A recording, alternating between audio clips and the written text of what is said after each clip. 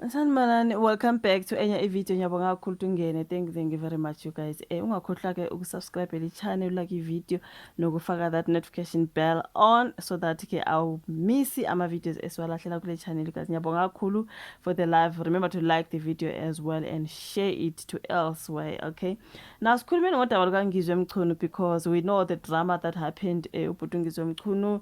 I always I've got this problem of saying ubudubani, umalumubani, antubani. Some people don't like that, but that's my problem. Mhlawumbe ngihlonipha kakhulu you guys. So I have to apologize for my respect.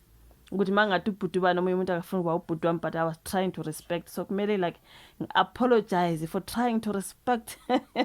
You know, mangathi antubani just noma ngumuntu engingamazi, ngithi umama ubani, so I have to apologize because someone said some people don't like it. Mangithi nje ubhuti uNgizwe, you know, umalume ubani, umalume Silo Make, some people don't like it, but mina ngisuke ngisenhloniphweni ukuthi okay, let me just respect somebody, an elderly person omdala yimi, bese you know, I ate some little respect nyana. But then if abafuni ke hayi siya straight emagameni nje kanjalo nje. Phela sakhuliswa ngendlela ezingafani. You know what I mean? So ungizwe ke he was ordered ukuthi axolise you guys when it comes to ke the LGBTQIA+ community emveni kwaleya ndaba yemvunulo. Yebo wayene point ngendaba yemvunulo kodwa wasenjani wasethukana into ekanjalo. Kwathiwa ke kumele axolise. He was ordered to apologize by the South African Human Rights Commission. So but ungizwe uthi hayi ngeke i-apology yami bayoyithola ngifile.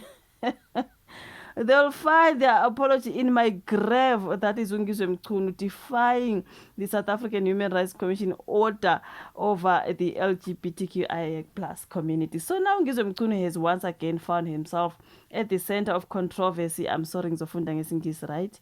After defying the South African Human Rights Commission's directive to apologize for his remarks about the LGBTQI community. Bengimbuka lapha naka the podcast and chill.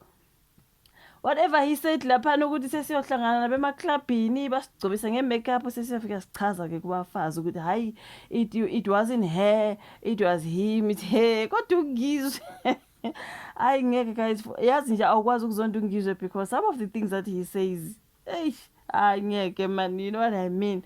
But anyways, so the outspoken former Cause FM presenter who previously made headlines for his reaction to a same-sex wedding video was instructed by the South African Human Rights Commission to issue a public apology and retract his comments. However, Mchunu refused to comply and instead delivered a fiery response that has further fueled its debate online again. Speaking to News 24 on Friday, 25, Mchunu dismissed the commission's findings and questioned its motives. What I don't understand how they reached that conclusion. Understand, you know what I mean? You know, they can't F off. I stand by what I said because I was meant to preserve our culture, right? According to Mchunu, his statements were not discriminatory, but rather a reflection of Zulu cultural values, okay? But phela masubathethisa wengizwe umusuthukana ipoint unayo kodwa umusuthukana masusithi izinja imigodo manje soyathukana lapha kanti ubune point. I always say ubune point wengizwe kodwa masuthuka abantu ngezinja nemigodo yokumele ziphume ezweni lapho nje yabona siseku otherwise, you know what I mean. Maybe that's why ukuthi uyaxolisa. Ungaxolisi ngokuthi uyatry ukuhloniphe ukuthi abantu abahloniphe isiZulu, bahloniphe uZulu, bahloniphe nje usiko lwamaZulu, which is very very understandable. That must happen. Akuhlonishwe nje amasiko abantu, you know what I mean. Kodwa phela musa phela ukuthukana masusithi abaphuma ezweni bayiphuma ezweni bayephi. Why kungaphumi wena kumele kuphume bona, you know what I mean.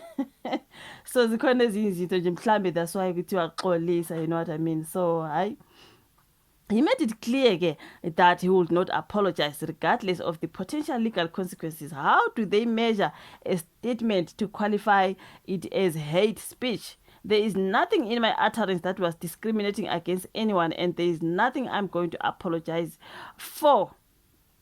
Uti at all nje. The broadcaster, known for his unfiltered opinions, went even further by declaring that he would never retract his words. So uthi they will find their apology in my grave. I will never bow down from my statement and for representing and protecting the Zulu kingdom, my culture and heritage, sorry. So yeah, man, I ngizwe mkhulu slammed for body shaming, the not for shaming those gay men getting married into ekanjalo kwathiwa xolisa phela ngizwe because you were wrong. Uthi never baluthola lo xolo mhla ngifile. Hayi ngeke you guys angisazi ke manje. That is ungizwe for you. Mina ngiphakamisa izandla nje angazi, you know, uthi nje akanacala ubezama nje ukubonisa abantu ukuthi isiZulu siyahlonishwa, imvunulo yamaZulu akuvunulwa nje, akuvunulwa noma ubani. I think lapha naka podcast engchilling ngizwile echaza ukuthi umama onengane uvunula kanje, zikhona izinto avunula ngazo. Nongakabi nengane ubaba othile nomfana into I think ubezama ukuchaza lapha ukuthi uvunula makutheni futhi uvunula kanjani, uthi ihlukile. So loya wathatha yonke imvunulo iphelele. Angithiwa umuzwa lapha mayithi uthethe yonke imvunulo yesilo iphelele ngisho nameve ebhubezi, you know what I mean. Hayi wahlanya kungizo wathi ameve bhubezi, you know what I mean. You know this lena elana ngasentanyeni, I think iwameve bhubezi lawayana uthi imvunulo wavele wayimbatha yonke iphelele.